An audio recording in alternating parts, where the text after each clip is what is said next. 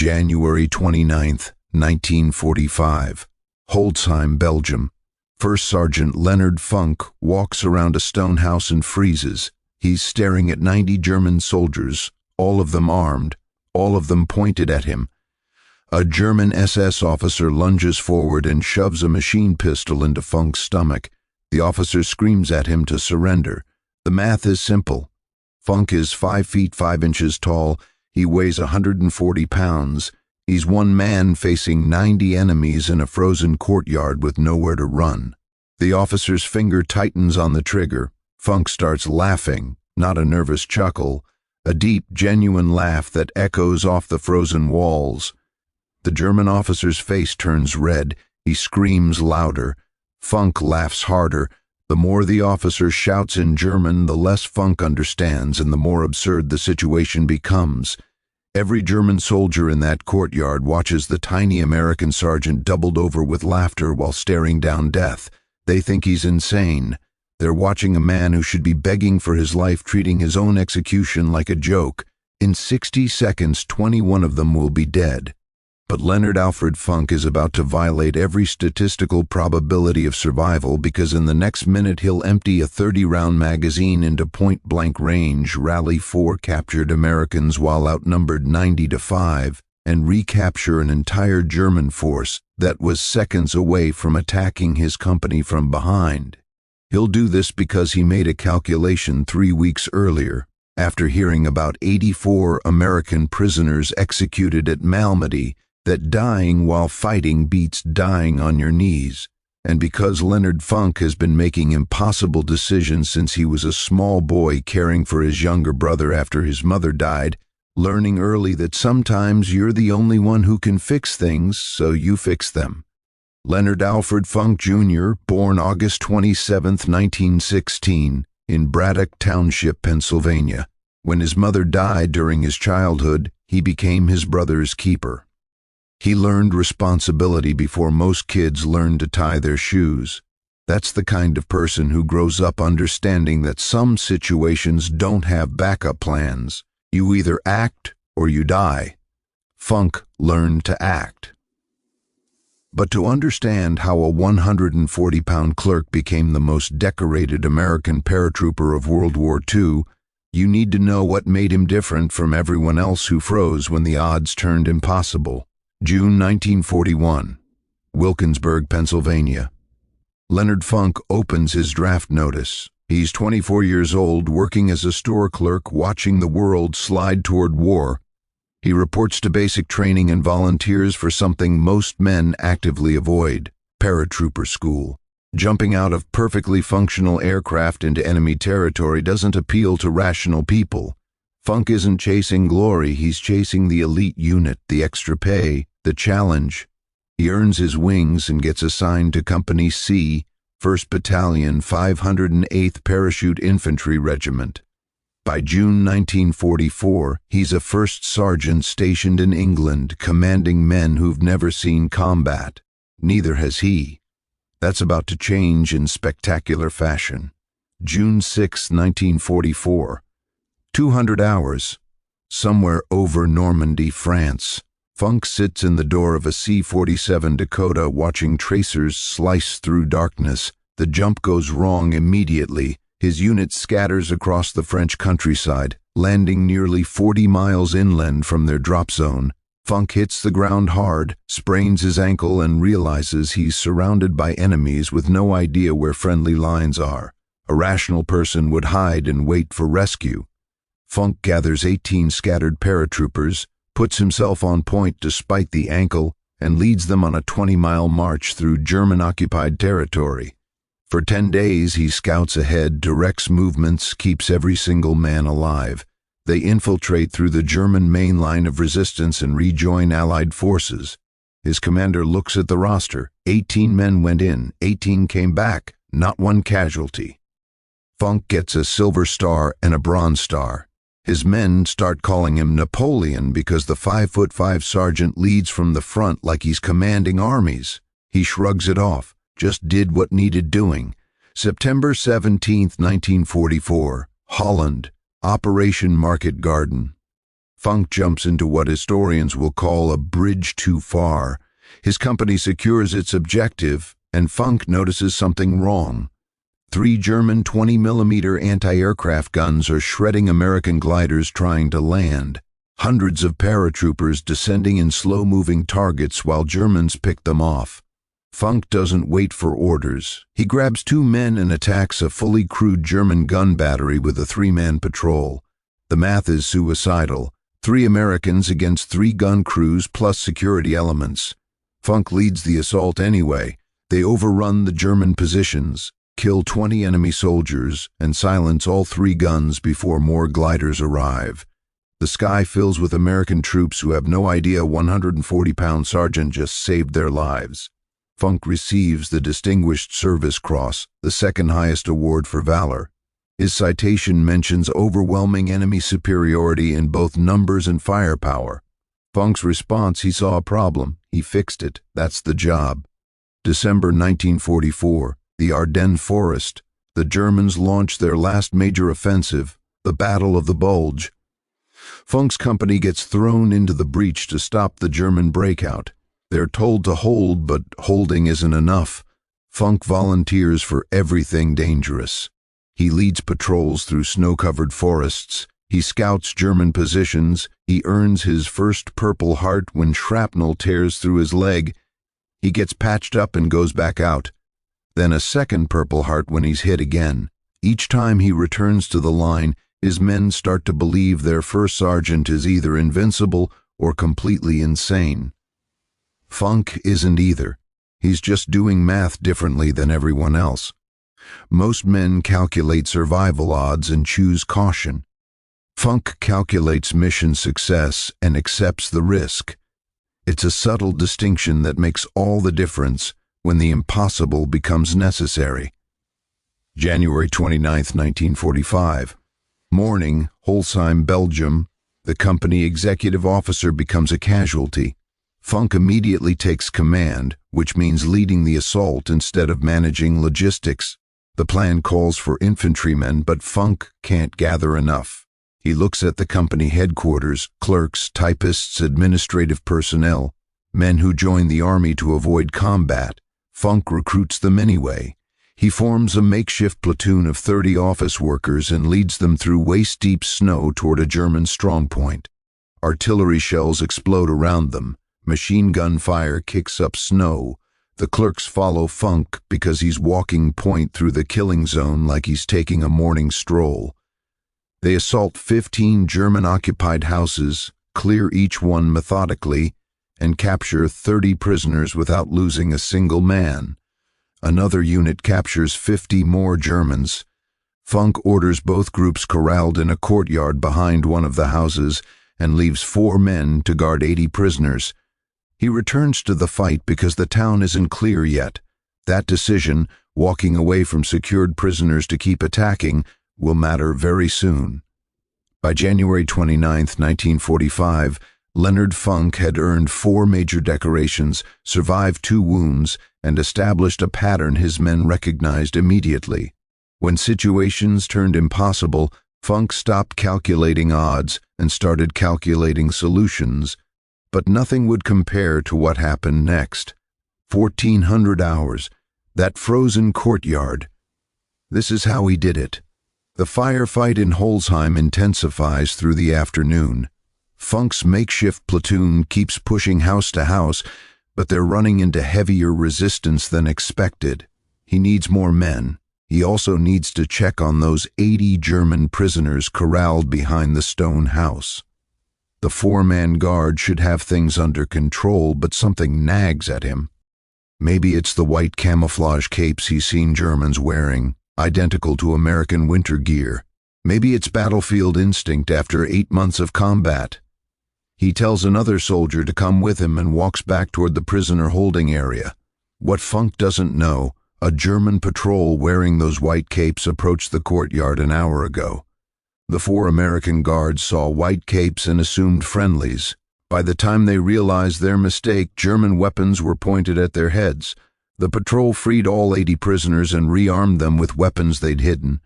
Now 90 Germans, the patrol plus the freed prisoners, are preparing to attack Company C from behind.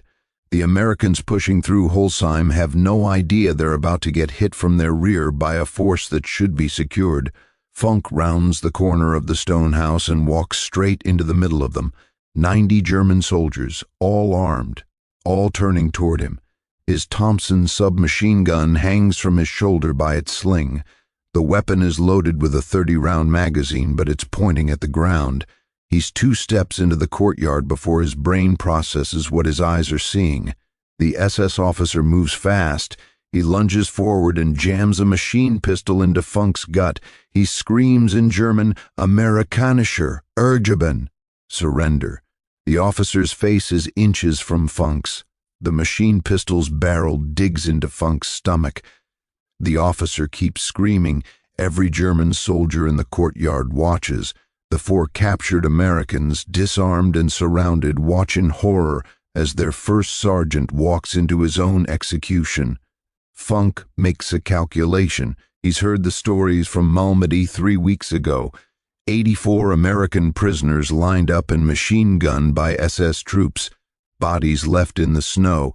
He's heard how the 1st SS Panzer Division, Leibstandarte SS Adolf Hitler treats captured paratroopers. He knows what surrender means to some SS units.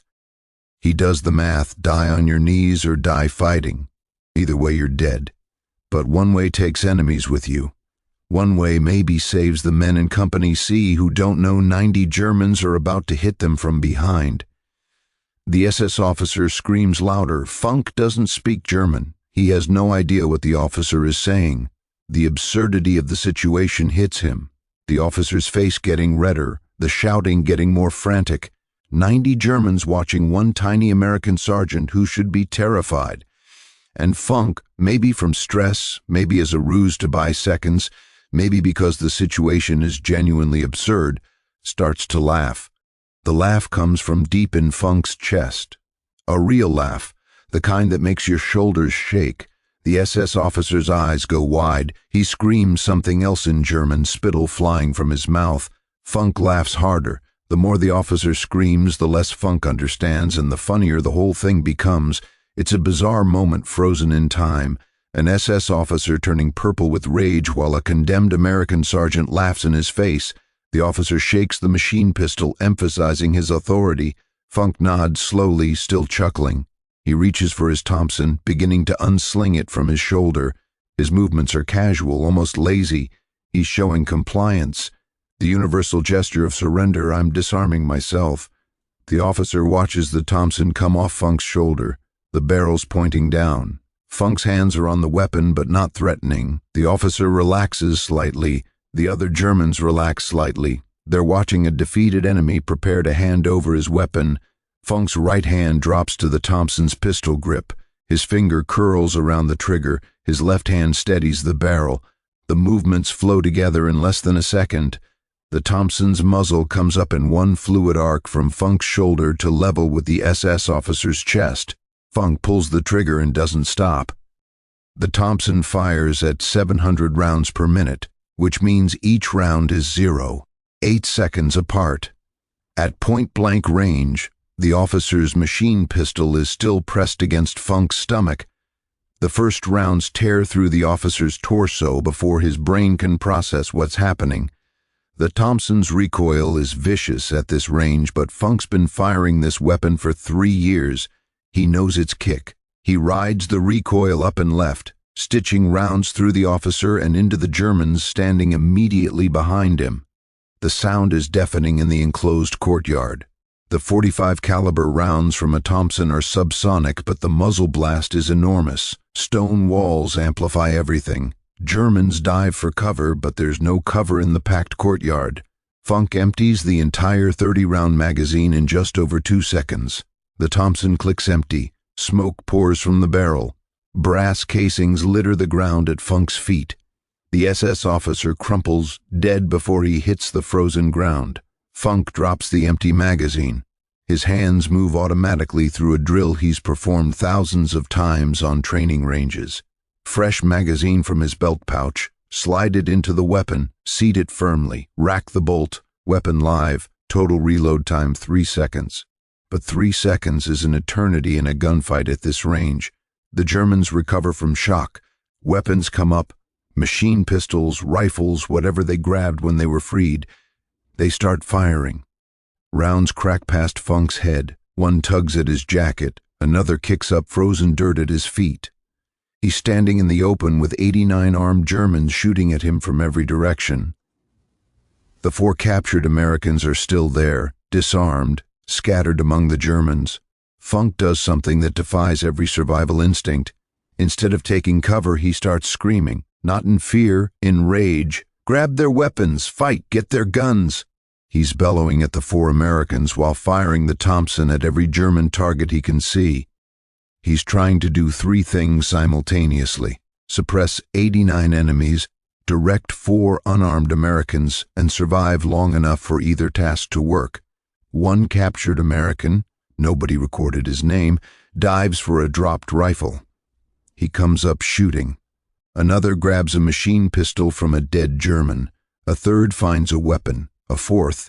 Now it's 5 Americans armed and fighting against 89 Germans in a space roughly 30 yards square. The math is still impossible, but it's better than 1 against 90. The courtyard becomes chaos. Germans trying to organize a defensive position while taking fire from multiple directions.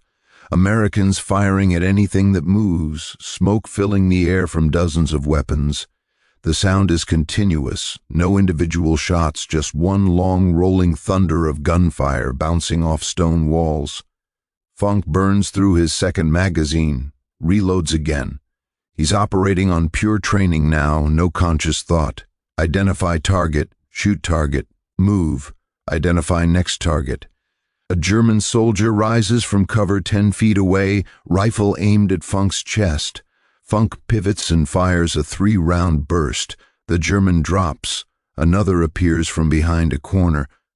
Funk's Thompson is pointed wrong. He's going to be too slow. The Thompson swings over.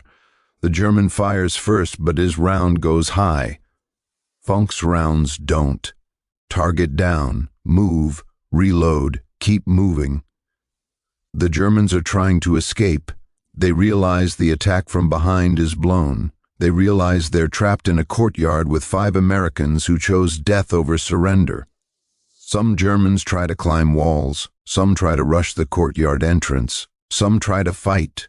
The 5 Americans shoot all of them. Wounded Germans on the ground try to crawl away. The fighting continues for 60 seconds, maybe 90, nobody's counting. When it finally stops, the courtyard is covered in bodies. Funk surveys the scene through gun smoke. His Thompson is hot enough to smell burning oil. His ears are ringing so loud he can't hear anything. He counts bodies, 21 Germans dead. He counts wounded, 24 more Germans hit, some crying, some silent.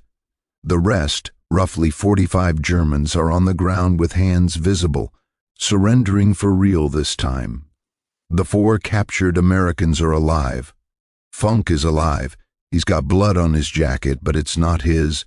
His hands aren't shaking. He's breathing hard, but his voice is steady when he starts giving orders.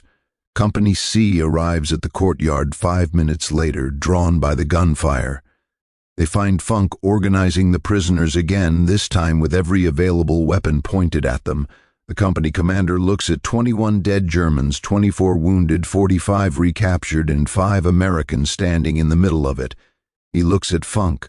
What happened here? Funk looks at the bodies, looks at his Thompson, looks back at the commander. His voice is flat, almost annoyed. That was the stupidest thing I've ever seen.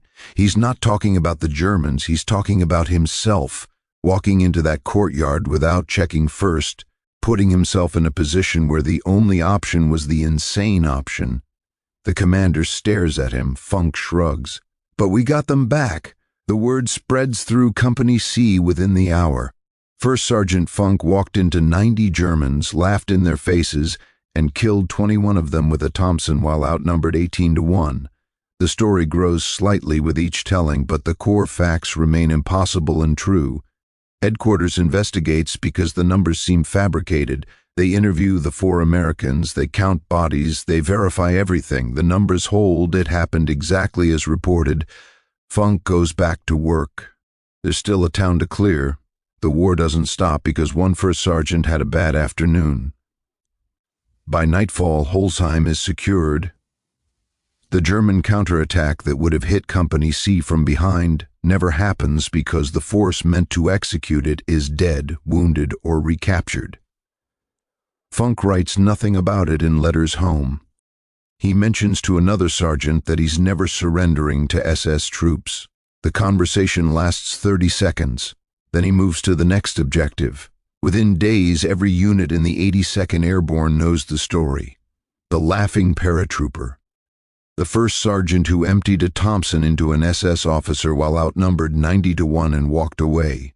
Soldiers from other regiments visit Company C just to see if Funk is real. They expect someone tall, imposing, superhuman. They find a 5'5" clerk from Pennsylvania who talks about the incident like he's describing grocery shopping. "It was stupid," he keeps saying. "I should have checked before, walking in there." Headquarters files a recommendation for the Medal of Honor. The paperwork moves slowly through command channels, investigations, verifications, witness statements. The war continues. Funk continues leading patrols, taking objectives, doing the job. He doesn't mention the courtyard unless someone asks directly. When they do, he gives them facts. How many enemies, how many rounds fired, how it ended. No embellishment, no heroic framing. Just a situation that needed resolving, so he resolved it. February 1945, Allied intelligence debriefs survivors from the German patrol. The Germans report the American sergeant laughed like a demon before opening fire. They describe him as insane and possessed. They cannot comprehend anyone choosing to fight in that situation. The SS officer who died had been shouting for Funk to surrender because he genuinely believed an American would comply. The concept that someone would choose death over capture never entered his calculation. The German patrol assumed Western soldiers valued survival above mission. They learned otherwise. March 1945, Germany. Company C pushes deeper into German territory as Allied forces drive toward Berlin. Funk is still first sergeant, still leading from the front. During a night patrol, his unit walks into a German ambush. Machine gun fire from 3 positions. The patrol is pinned in open ground. Casualties mounting. Funk identifies the gun positions by muzzle flash and realizes the standard tactic, suppressive fire and flanking maneuver, will take too long. Men are dying every second. He does the calculation again. The Germans aren't expecting anyone to charge machine guns directly. They're set up for a defensive fight, prepared positions, overlapping fields of fire, confidence in their superiority. Funk stands up in the middle of the kill zone and screams for everyone to charge straight forward. The patrol thinks he's lost his mind. He's already moving. Running directly at the nearest machine gun position, firing his Thompson on the move. The Germans panic. They've never seen anyone run toward machine guns. Their fire becomes erratic. Funk reaches the first position and clears it with grenades. The patrol follows his lead, momentum building. They overrun all 3 positions in under 2 minutes. 8 Germans dead, the rest captured. The patrol's casualties, 3 wounded, none killed. Funk's explanation: the Germans weren't ready for someone stupid enough to charge them, so he was stupid enough. The pattern repeats twice more before Germany surrenders in May 1945.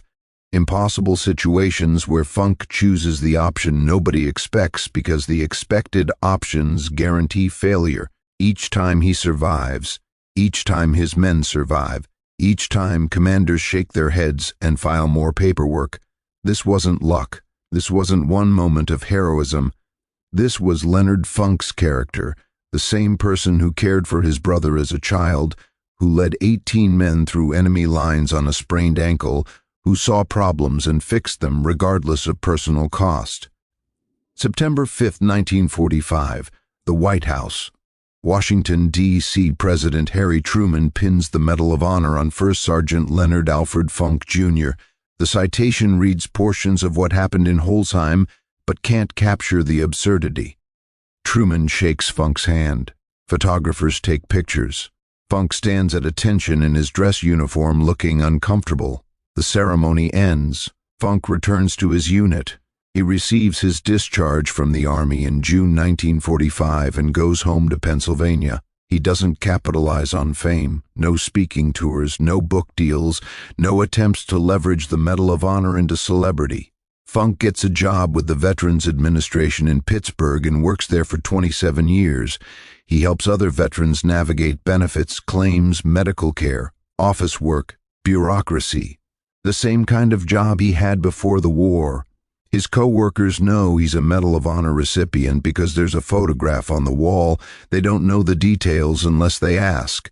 Funk doesn't volunteer the stories. He marries Gertrude. They have 2 daughters. He lives in McKeesport, Pennsylvania, in a modest house in a working-class neighborhood. He attends 82nd Airborne reunions and sees men from Company C who remember Holzheim. They retell the story of the laughing paratrooper, and Funk listens politely, occasionally correcting details. It was 21 dead, not 25. The Thompson holds 30 rounds, not 50. I wasn't brave, I was stupid. The corrections never stopped the stories. In 1972, Funk retires from the VA as division chief of the Pittsburgh Regional Office. He's 56 years old. He spends retirement gardening, attending veteran events, and being a grandfather. His daughters tell stories of a quiet father who fixed things around the house without complaint, who helped neighbors with repairs, who never raised his voice. One daughter asks him once, "Were you scared in the war?" Funk considers the question. Every day, fear's not the problem.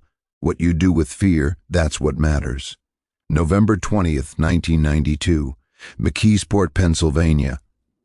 Leonard Alfred Funk Jr. dies at age 76 after a battle with cancer. The cancer didn't make him laugh. The funeral is packed with veterans, family, community members.